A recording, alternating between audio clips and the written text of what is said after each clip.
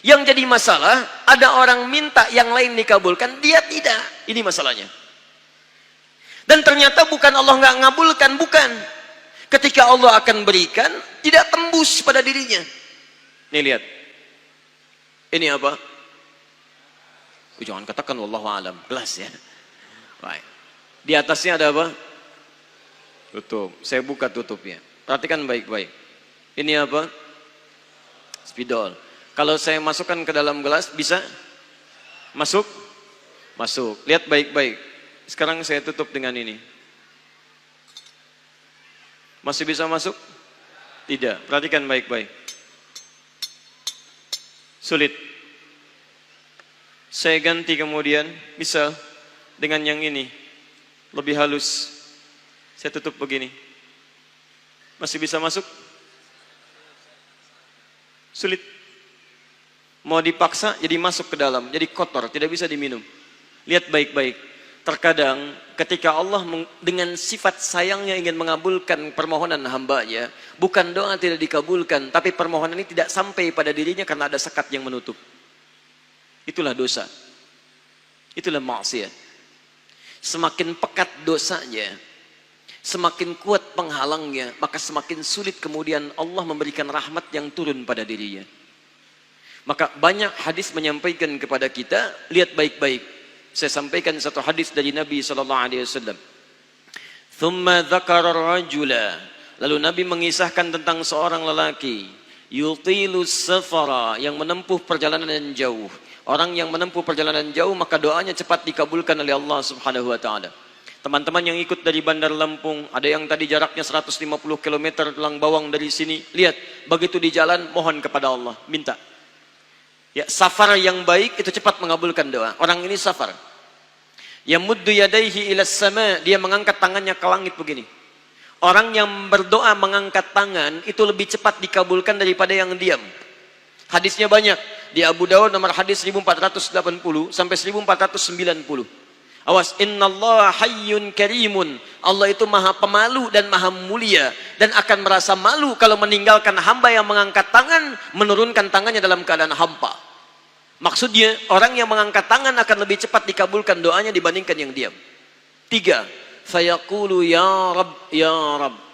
Maka dia berkata, ya Rabb, ya Rabb. Memohon dengan al-asma'ul husna. Sifat rububiyah Allah yang kalau dimintakan dikabulkan. Ya Rabb, ya Rabb. Quran surah ke-17 ayat 110 sampai 111, paling kanan di pertengahan. Lihat baik-baik. Allah menjamin dalam Al-Quran, seseorang yang memohon kepada Allah dengan kalimat-kalimat al-asma'ul husna akan lebih cepat dikabulkan dibanding orang yang langsung memohon kepada Allah tanpa menyebut kalimat al-asma'ul husna. Qulidullaha awidur rahman ayyamma tad'u falahul asma'ul husna. Kalau Anda punya masalah, sebut nama Allah, bukan mengeluh. Atau sebut namanya ya Rahman. Tapi kalau Anda mampu, cari nama-nama Allah yang terbaik sesuai dengan persoalan yang sedang kita hadapi. Namanya Al-Asma'ul Husna. Jadi Asma'ul Husna itu bukan dihafal. Ya Allah, Ya Rahman, Ya Rahim, Ya Malik, Ya Qudus. Boleh dihafalkan. Tapi hafalan ini maksudnya membantu kita untuk bisa memilihnya saat kita membutuhkannya. Misal, Anda sedang punya masalah kesulitan, mau berdoa, sebut namanya yang sesuai dengan kesulitan Anda. Ya Al-Fattah. Masalahnya rezeki, sebut ya Allah ya Razzaq. Di pekerjaan ada yang ganggu Anda, sebut ya Allah ya Jabbar. Anda punya masalah, ya Allah ya Sabar. Nggak harus disebutkan semuanya. Ya Allah ya Rahman ya Rahim ya Malik ya Qudus ya. Semua disebutkan. Masya Allah. Akhirnya yang tidak diminta pun diberikan. Anda nggak sedang punya masalah, ya Sabar ya Sabar. Sabar itu adalah permohonan kepada Allah supaya diberikan kesabaran saat punya masalah. Anda nggak sedang punya masalah, minta diberikan kesabaran. Itu artinya sama dengan minta masalah. Hati-hati. Banyak kalimat-kalimatnya, pilih. Kitab Al-Aqaid Al-Islamiyah, karangan Syekh Sayyid Sabiq, halaman 24 sampai 59, posisi paling kanan di pertengahan. Dikisahkan seorang lelaki bermohon kepada Allah setelah dia selesai menunaikan salat. Lihat kalimatnya. Allahumma innaka antal ahadus samad, alladzi lam yalid wa lam yulad wa lam yakul lahu kufuwan ahad. Allahumma inni as'aluka an taghfira liya. Dia sebutkan al-asmaul husna. Allahumma inni as'aluka innaka antal ahad, ahad, as-samad, al-asmaul husna. Alladzi lam yalid wa lam yulad wa lam yakul lahu kufuwan ahad. Allahumma inni as'aluka an taghfira liya. Mohon ampuni dosa saya ya Allah. Ampuni saya, ampuni saya. Apa jawab Nabi? At-tadri bimadza tas'al? Tahukah engkau barusan mengucapkan kalimat apa saat berdoa? Kata orang ini, wallahu wa rasuluhu a'lam. Kata Nabi, lihat kalimatnya. Faqad du'ita bi asma'illahil a'zam. Idza du'iya biha ajaba wa idza su'ila biha a'ta. Kamu baru saja berdoa memohon kepada Allah dengan nama-nama Allah yang paling agung, al-asma'ul husna. Yang kalau dimulai doa dengan menyebutkan itu, doa akan dikabulkan, permintaan akan diberikan. Tapi ini aneh. Lihat baik-baik. Orang tadi melakukan 3 hal. Perjalanan panjang. Masih ingat? Mengangkat tangan ke langit. Membuka dengan al-asma'ul husna. 3-tiganya dikerjakan. Seharusnya doa dia 6 kali lebih cepat dikabulkan oleh Allah dibandingkan doa orang biasa. Tapi apa kata Nabi? Lihat baik-baik. Anna yustajabu lidzalik. Anna yustajabu lidzalik. Mustahil doanya bisa dijawab. Mustahil doanya bisa dijawab. Sifat doa dimohonkan, dikabulkan. Tapi yang ini kata Nabi, anna yustajabu lidzalik. Mustahil doanya bisa dijawab. Kenapa?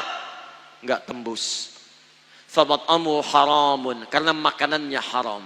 Ketika Anda memakan yang haram, maka makanan jadi sekat dalam diri Anda, menjadi penghalang doa itu sampai kepada diri Anda. Tuh.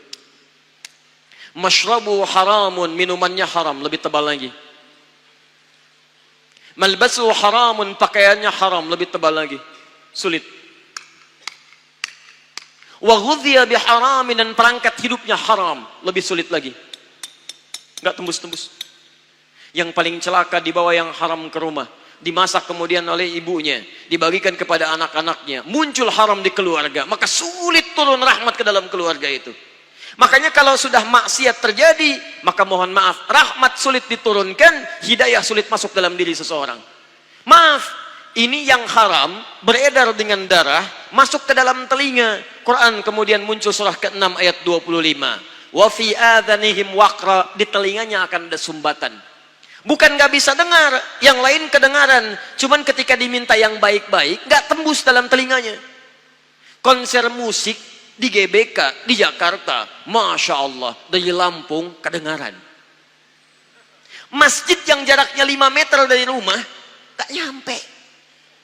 Ini rumah dia, ini masjid, mikrofon masjid ke rumahnya begini nih. Sepeda ada, motor ada, mobil ada, kendaraan ada. Allahu Akbar. Hayya 'alas shalah. Gak dengar. Qomat, gak dengar. Konser musik yang jaraknya cukup jauh, Masya Allah, sebelum artisnya datang, tiketnya udah habis. Masjid kurang apa lagi? Soundnya jelas, panggilannya bagus, ustadznya datang sendiri, nerangkan sendiri, nulis sendiri, kadang-kadang ngapus sendiri, live juga. Kemudian ada snacknya, aquanya ada, semua kelengkapannya ada. Dengan semua itu belum menyentuh Anda terpanggil untuk datang, coba cek, maksiat apa yang sudah Anda kerjakan?